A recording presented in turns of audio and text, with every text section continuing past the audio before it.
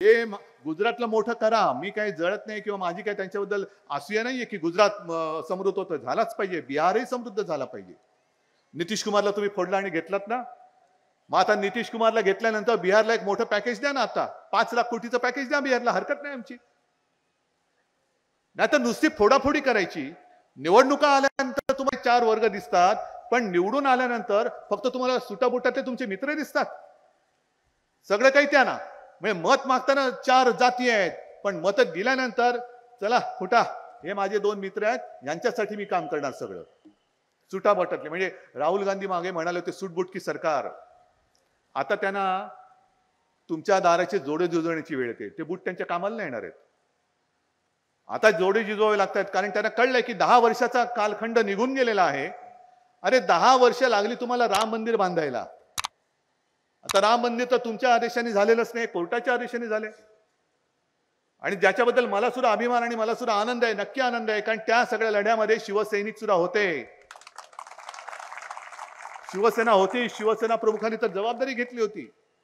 मी विरोध नाही केला राम मंदिराला, पण मला आमंत्रण मिळते की नाही मिळत ह्याची वाट न बघता मी माझा आनंद नाशिकला साजरा केला. नाशिकला केला का? तुम्ही तुमच्या सगळ्याच्या मध्ये करा, पण तरी देखील एक प्रश्न राहतो.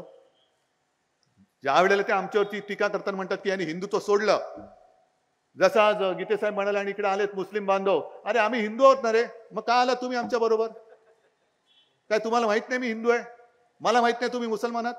पण माझं हिंदुत्व जे माझ्या वाडवडिलांनी शिकवलंय ते म्हणजे जो या देशाला माझं मानतो, जो या देशासाठी मरायला तयार आहे, तो हिंदू आहे, तो माझा आहे,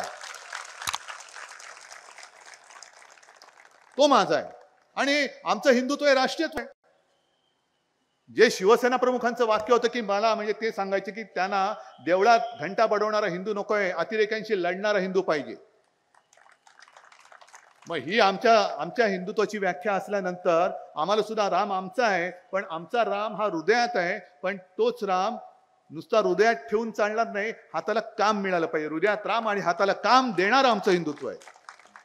मग तुम्हाला मान्य आहे की मान्य नाहीये? सांगा मला. मी मुख्यमंत्री असताना सुद्धा मी कुठे जातपात भेद केला, धर्माचा भेद केला? मग आम्ही म्हणे हिंदुत्व सोडलं. मग आता तुम्हाला जो नितीश कुमार चाललाय, तुम्ही घेतलाय, त्या नितीश कुमारने तर एक जमान्यामध्ये संघमुक्त भारतची घोषणा दिली होती. संघमुक्त भारत घ्या. नितीश कुमारला सांगितलं ना तुम्ही, आ गले लग जा, सगळे तुम्हाला पाहिजेत. आणि म्हणे पुन्हा टिमकी मिरवणार, अब की बार 400 पार. अरे 400 पार होणार तर नितीश कुमार कशाला पाहिजे? त्या सोरेनला तुरुंगात का टाकताय निवडणुकीच्या तोंडावर? 400 पार होणारच ना, मग पहिले 400 पार व्हा, मग टाका तुरुंगात.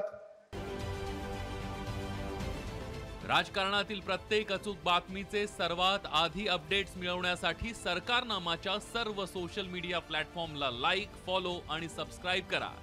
तसंच सर्व नोटिफिकेशनसाठी बेल आयकॉन प्रेस करायला विसरू नका.